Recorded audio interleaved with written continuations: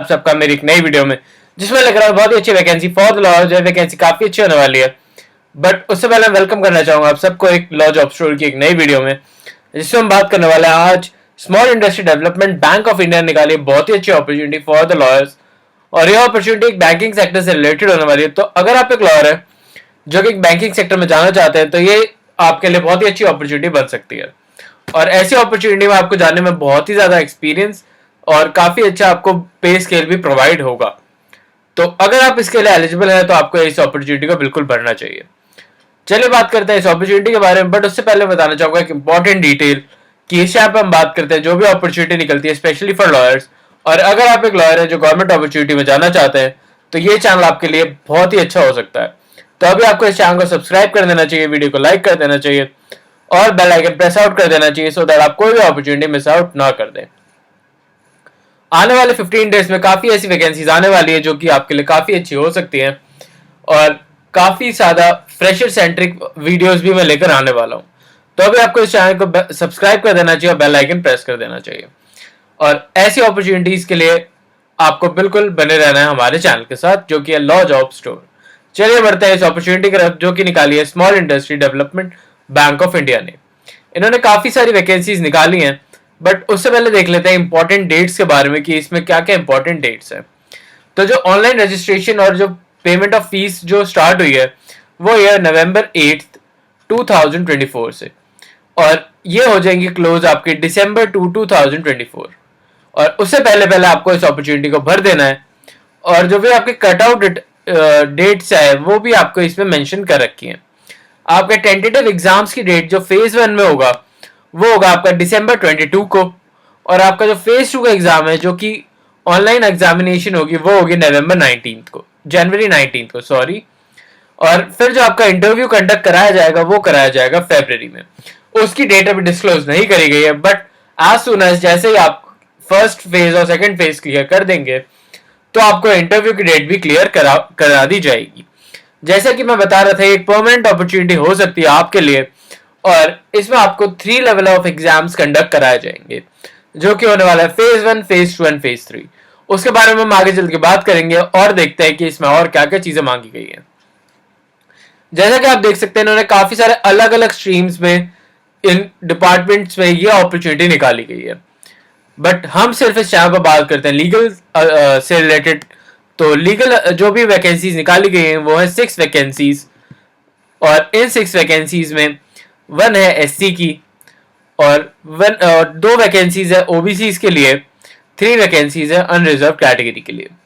तो ये वैकेंसीज निकाली गई हैं फॉर द लॉयर्स, और ये एक लीगल मैनेजर जॉब होने वाली है। तो आपको काफी अच्छे नंबर ऑफ जो आपका पे स्केल होगा वो भी काफी अच्छा होगा, और साथ ही साथ आप जो भी इसमें एक्सपीरियंस गेन करेंगे वो भी आपके लिए काफी अच्छा होने वाला है। तो इस अपॉर्चुनिटी के बारे में मैं काफी ज्यादा एक्साइटेड हूँ आप सबको बताने के लिए। और इसमें यह भी मैं आपको बताऊंगा कि आपको कितना लेवल ऑफ एक्सपीरियंस चाहिए होगा for being the part of this opportunity. चलिए देखते हैं और देखते हैं कि इसमें कितना लेवल ऑफ एक्सपीरियंस मांगा गया आप सबके लिए। एज, आपकी एज लिमिट क्या रखी गई है। तो जैसे कि मैंने बताया कि आपको इसमें सिर्फ लीगल डिपार्टमेंट के बारे में बात करने वाले हैं, तो वो ग्रेड बी के अंदर लाई करेगा। और इसमें अगर आपकी 8 ऑफ नवंबर 2024 से पहले पहले अगर आपकी एज 33 ईयर्स है तो आप इस अपॉर्चुनिटी के लिए बिल्कुल एलिजिबल हो जाते हैं। और आपकी मिनिमम एज होनी चाहिए 25 ईयर्स। उससे कम अगर आपकी एज है तो आप इस अपॉर्चुनिटी के लिए बिल्कुल एलिजिबल नहीं हो पाएंगे।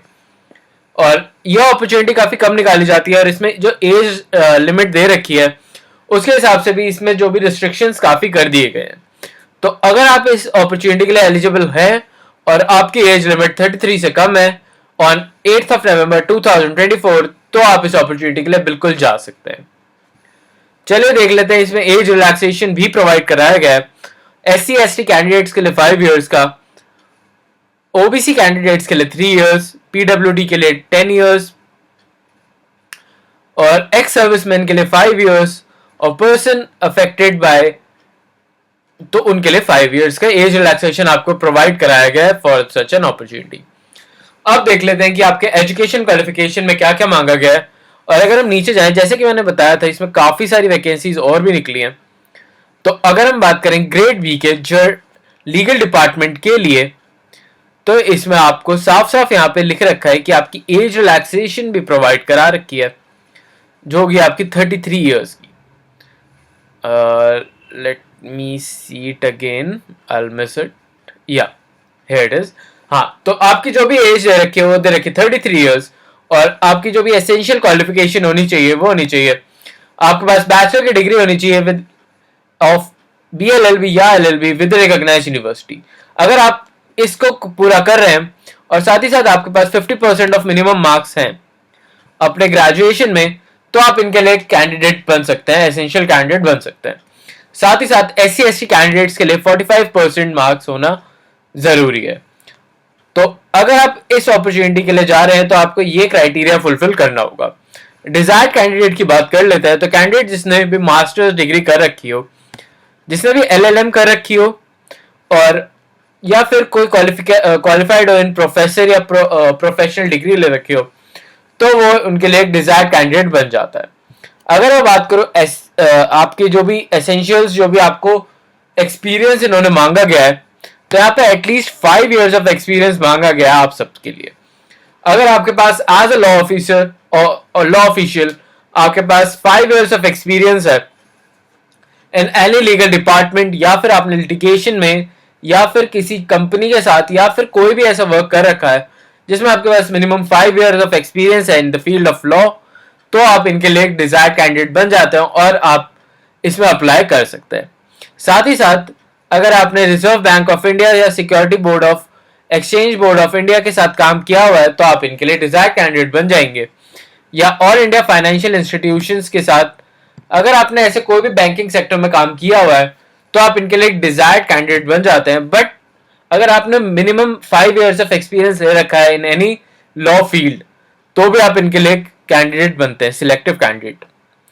और ऐसी अपॉर्चुनिटीज बहुत ही ऐसे डिफरेंट वे में निकाली जाती है, जिसमें आपको आपके यहाँ पे भी देख सकते हैं डिजायर्ड कैंडिडेट में यहाँ पे लिखा हुआ है कि स्पेशल नॉलेज अगर आपके पास banking law, company law, labour law, constitutional law, recovery, insolvency या फिर प्रॉपर्टी रेवेन्यू से रिलेटेड अगर आपके पास एक्सपीरियंस है, तो आप इनके लिए एक डिजायरेबल कैंडिडेट बन जाते हैं।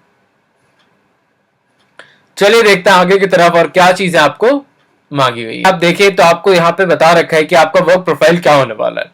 तो आपको रेंडरिंग लीगल ओपिनियंस क्रिएट करने होंगे, इन्फोर्समेंट ऑफ सिक्योरिटीज या फिर जो भी लीगल मैटर्स होते हैं या फिर डिस्प्यूट्स होते हैं, और आपके जो सिविल सूट्स या फिर कोई भी ऑब्जेक्शंस होंगे, आपको उन्हें देखना होगा, हैंडलिंग करना होगा। क्रिमिनल कॉम्पोजिशंस को व्हेनेवर अप्लाइड, और पुलिस स्टेटमेंट, CBI और इन सब की इन्वेस्टिगेशंस में जो भी लीगल मैटर्स होते हैं आपको उन्हें कंडक्ट कराना होगा।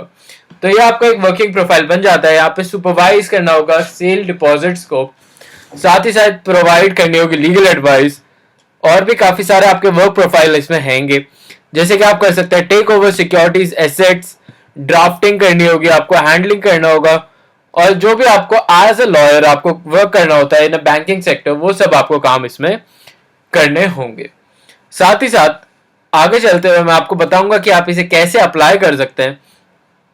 बट जैसे कि मैंने आपको बताया था, इसमें आपको 3 स्टेजेस ऑफ एग्जाम देने होंगे, तो उसके बारे में भी आपको यहाँ पे डिटेल्ड इंफॉर्मेशन दे रखी है कि आपको फर्स्ट फेज में क्या एग्जाम होगा। तो आपका English, reasoning, quantitative, computer knowledge, journal awareness, police regulations या फिर लीगल फ्रेमवर्क, या फिर आपकी स्ट्रीम स्पेसिफिकली जो भी आपके एग्जाम्स होंगे वो आपके ऑब्जेक्टिव एग्जाम्स होंगे, और इसमें आपको 200 मार्क्स के आपके ये 200 क्वेश्चंस होंगे और 200 मार्क्स ही आपको दिए जाएंगे, और आपको मिनिमम इसमें 120 मार्क्स तो आपको अकर करने ही होंगे इस अपॉर्चुनिटी के लिए आगे बढ़ने के लिए। फिर आओ आपका फेज 2, सकते हैं सेकंड फेज होगा आपका डिटेल आपकी जो भी लीगल नॉलेज है उसके बारे में आपसे पूछा जाए, कॉन्स्टिट्यूशनल, एडमिनिस्ट्रेटिव लॉ और प्रिंसिपल्स ऑफ, ये सारे आपको जो भी डिपार्टमेंट्स होंगे आपके, जो भी लॉ के अंदर जो भी आपको सेक्शंस आते हैं या फिर आपके अलग अलग सब्जेक्ट्स आते हैं, उससे रिलेटेड आपको इन्फॉर्मेशन पूछी जाएगी और क्वेश्चनिंग भी इसी हिसाब से होगी।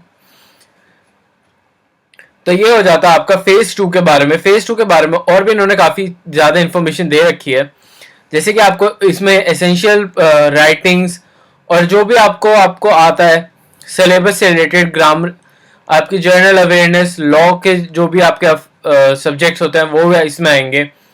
साथ ही साथ आपका फेज 3 में आपका होगा एक इंटरव्यू। इस इंटरव्यू के बाद ही आप सिलेक्ट हो पाएंगे इस प्रोसेस के लिए। साथ ही साथ में मैंने आपको डिस्क्रिप्शन में इनका लिंक दे दिया है, जहां पे जाके आप इस अपॉर्चुनिटी को अप्लाई कर सकते हैं। वीडियो ऑलरेडी काफी लंबी हो चुकी है, तो अगर आपको फिर भी इसमें कोई भी डाउट आता है तो मैं आपको डिस्क्रिप्शन में इसका लिंक दे रहा हूँ इस फॉर्म का, जो कि 40 पेज का फॉर्म है ये। आप इसको पढ़ के और अच्छे से, अगर आपको कोई भी इसमें डाउट आता है तो आप मुझे कमेंट्स में बता सकते हैं, so that I can help you. और जो भी अप्लाई का लिंक है वो भी मैंने डिस्क्रिप्शन में दे दिया है, जहां पे जाके आप इसे अप्लाई कर सकते हैं। और जैसे कि मैंने बताया, इसकी अप्लाई की डेट अभी काफी लंबी है, बट इसका मतलब ये नहीं कि आप इससे भरे ही ना। आप इसे जल्दी से जल्दी, जैसे ही आप इस वीडियो को देख रहे हैं, आप इसे जल्दी जल्दी भर दें, अगर आप इसके क्राइटेरिया को फुलफिल कर रहे हैं तो। आई होप आपको ये वीडियो अच्छी लगी हो। अच्छी लगे तो चैनल को लाइक और सब्सक्राइब अभी कर लीजिए। एंड मैं अगेन रिमाइंडिंग यू कि हम कर रहे हैं 100 डेज चैलेंज, जिसमें 100 डेज तक आपके रोज एक नई वीडियो लेकर आता रहता हूँ। तो उसके सपोर्ट के लिए एक लाइक तो बनता है, तो जल्दी से एक लाइक कर दीजिए। हम इस वीडियो पे 100 लाइक से गोल रख रहे हैं, जो कि मैं पहली बार कर रहा हूँ, तो जल्दी से उसे पूरा करा दीजिए। और मैं मिलता हूँ आपसे फिर से एक नई वीडियो में, नई अपॉर्चुनिटी, नई जॉब और नई वैकेंसी के साथ। अभी के लिए चलता हूँ, मिलता हूँ आपसे फिर से एक नई वीडियो में।